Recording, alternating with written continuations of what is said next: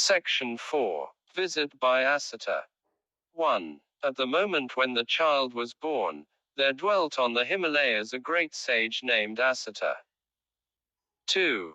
Citta heard that the gods over the space of the sky were shouting the word, Buddha, and making it resound.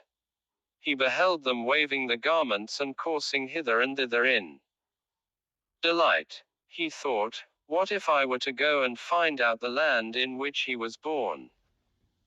3. Surveying with his divine eyes the whole of the Jambudvipa, Citta saw that a boy was born in the house of Suddhodana, shining with all brilliance, and that it was over his birth that the gods were excited. 4. So the great sage Citta, with his nephew Nadatta, rose up and came to the abode of Raja Suddhodana, and stood at the door of his palace. 5. Now Citta, the sage, saw that at the door of Suddhodana's palace many 100,000 beings had assembled. So he approached the doorkeeper and said, Go, man, inform the Raja that a sage is standing at the door.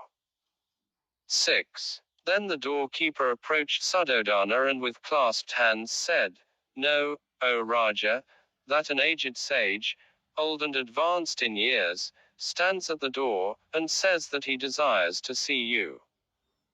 7. The king prepared a seat for Citta and said to the doorkeeper, Let the sage enter.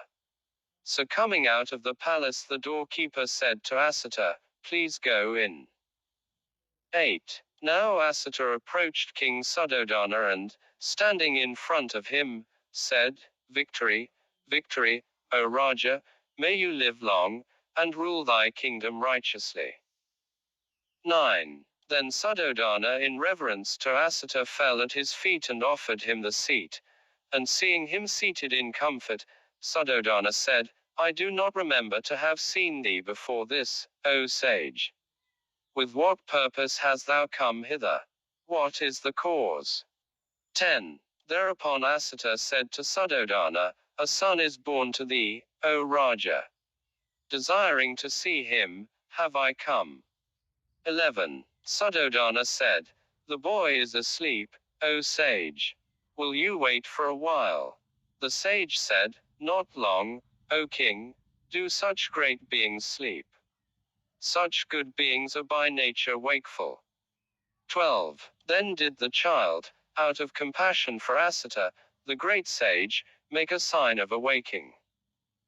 13. Seeing that the child had become awake, Suddhodana took the boy firmly in both hands and brought him into the presence of the sage.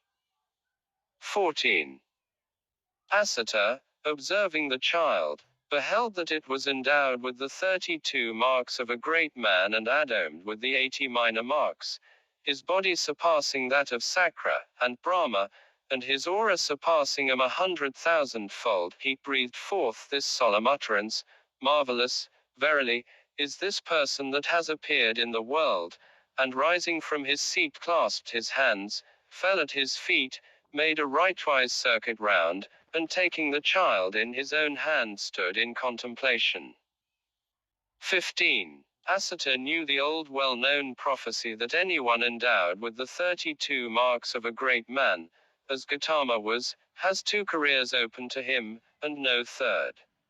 If he becomes a householder, he will become a universal monarch.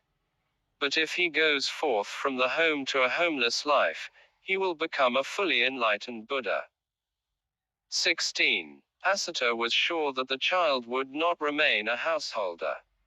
17. And looking at the child he wept, and shedding tears, sighed deeply. 18. Suddhodana beheld Citta shedding tears, and sighing deeply. 19. Beholding him thus weeping, the hair of his body rose, and in distress Suddhodana said to Citta, Why, O sage, dost thou weep and shed tears, and sigh so deeply? Surely, there is no misfortune in store for the child. 20. At this Citta said to the Raja, O king, I weep not for the sake of the child.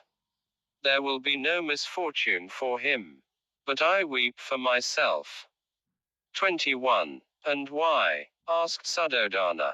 Asita replied, I am old, aged, advanced in years, and this boy will without doubt become a Buddha and attain supreme and complete enlightenment, and, having done so, will turn the supreme wheel of the doctrine that has not been turned before him by any other being in the world. For the weal and happiness of the world will he teach his doctrine. 22. The religious life, the doctrine, that he will proclaim will be good in the beginning, good in the middle, good in the end, complete in the letter and the spirit, whole and pure. 23. Just as an Audambara flower at some time and place arises in the world, even so at some time and place, after countless cycles, revered Buddhas arise in the world. So also, O Raja, this boy will without doubt obtain supreme, complete enlightenment, and having done so will take countless beings across the ocean of sorrow and misery to a state of happiness. 24. But I shall not see that Buddha. Hence, O Raja, I weep, and in sadness I sigh deeply, for I shall not be able to reverence him.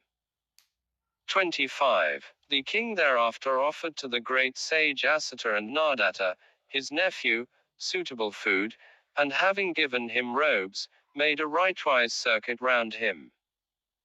26. Thereupon Asita said to Nadatta, his nephew, when thou shalt hear, Nadatta, that the child has become a Buddha, then go and take refuge in his teachings. This shall be for thy weal and welfare and happiness. So saying, Asita took leave of the Raja and departed for his hermitage.